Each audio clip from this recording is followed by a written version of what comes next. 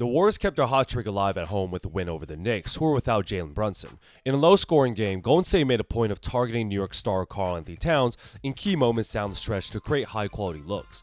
Cat allows the second highest field goal percentage as the primary defender, so I want to break down how the Warriors took advantage of this matchup the whole game, so let's get to it.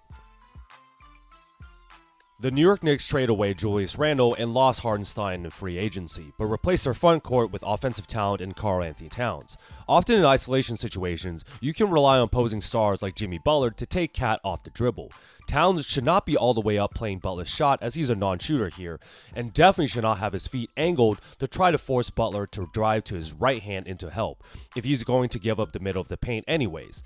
This forces Cat to split his feet and allows Jimmy to easily get into the paint. For a 7-footer, Cat is not exactly a defensive juggernaut, so OG comes over as the weak side low man to help on the big man. This forces Josh Hart to have to X out to the weak side Warriors, and Butler will always make the right play. Simple kick out to the left corner, and shout out Moody for having an efficient game as he knocks his wide open 3 down. Golden State started off catching Cat sleeping on defense. When Draymond Green comes with the down screen, the Knicks are playing straight up, asking Mikal Bridges to chase Steph around the pick. If Curry's able to curl from the mid-range, this is just way too deep of a position. Steph comes off and sees that Cat is in a drop coverage, but does not even think about shooting and immediately gives a bounce pass. If you're Cat and you're not going to go up and contest Steph, you have to be able to play the roll man here. Bounce pass gets Draymond to step on Towns, and he's able to finish his tough layup through contact. Lucky the refs swallowed the whistles here. I saw a stat line last night that said Cat allowed 52% field goal percentage as the primary defender, which was the second worst in the league for those who qualify. New York balances out his lack of defense with two long and lanky big guys in Mikal Bridges and OG Anunoby.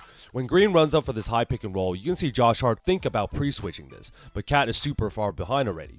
The Knicks miscommunicate here when Cat calls for the ice and stays closer to the baseline, but if you're McBride, you have to force Curry towards the sideline and cannot allow Steph to actually use a pick to attack the middle of the court.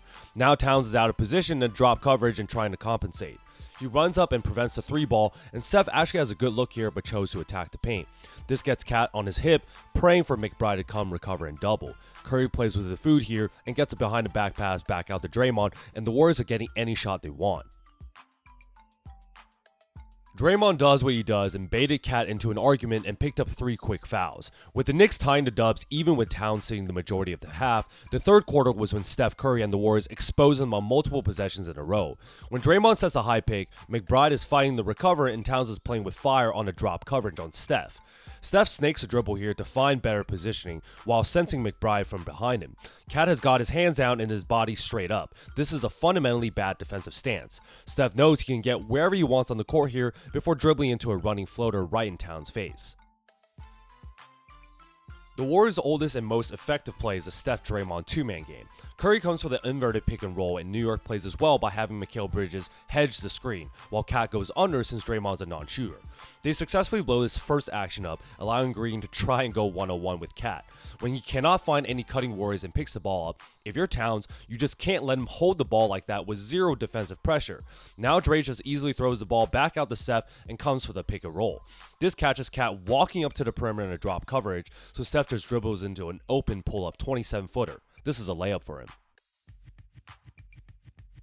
Cat is one of the most talented offensive big men we've seen in a while, there's no doubt about that. He was the #1 pick for a reason, but the Warriors knew they could get any good shot off when involving him in defensive coverages. Santos first leaves and does not even set the pick, but instead allowing Curry and Dre to run another 2-man game the next possession down. Curry uses the pick and sees the same coverage. McBride is fighting over, and Towns is in a drop coverage with his hands down and upper body leaning over. Steph gets free and sees an hour of daylight for the same pull-up 3-pointer. Even Moses Moody got into the action. Butler and Moses run a pick and roll, and Towns is actually higher up on the pick here versus Steph Curry's, which is funny, and picks up the switch. Now, Moses is not the best isolation player, but with the shot clock winding down, Moody believes he can get wherever he wants on the court with Cat, and just simply drives with his strong right hand. Jump stop to get Cat fully off balance, legit facing the basket here, then fades over his right shoulder for an open 8-footer. The whole team is getting on it. I'm not a New York fan, but having Cat as the primary rim protector is not exactly a foolproof idea when it comes to the playoffs. The Warriors set 2 down screens on the strong side to free up Curry, and the Knicks play straight up and has McBride chase over. Dudes actually did a fantastic job bothering Steph for a good amount of the game last night, but Curry's able to catch and come off the curl here.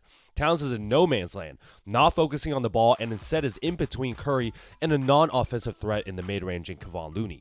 He just lets Steph put McBride in jail and dribble right into the middle of the paint.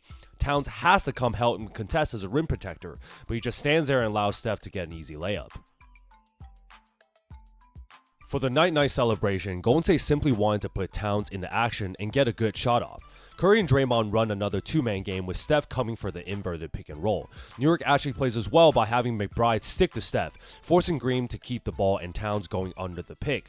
But for a 7-footer playing a non-shooter, Cat opens up his body too much here, allowing Draymond to keep his dribble alive and use his quickness to get right by. No help from the other Knicks, and Green gets an open layup on Towns for the game. There you guys have it. One game after Steph hit 4,003, Steve Kerr became the winningest coach in franchise history. The vibes on the Warriors are immaculate right now as they kept their winning streak going against a New York team without Jalen Brunson. Golden State put together a well-rounded effort by attacking Knicks star Karl-Anthony Towns on defense all night, getting high-quality shots whenever they wanted. Whether it was in isolation or Steph Curry running pick and rolls, the Dubs found Cat in dangerous drop coverages and bad rotation positioning, getting to any spot on the floor knowing they had a weak rim protector anchoring the defense. Draymond Green kept up his antics, baiting the big man to foul trouble while closing the game out with his own nightmare of a celebration. Now onto a tough back-to-back against real tests in the Nuggets and Bucks. Gotta keep these vibes rolling, so if you guys like this breakdown, like and subscribe to see more.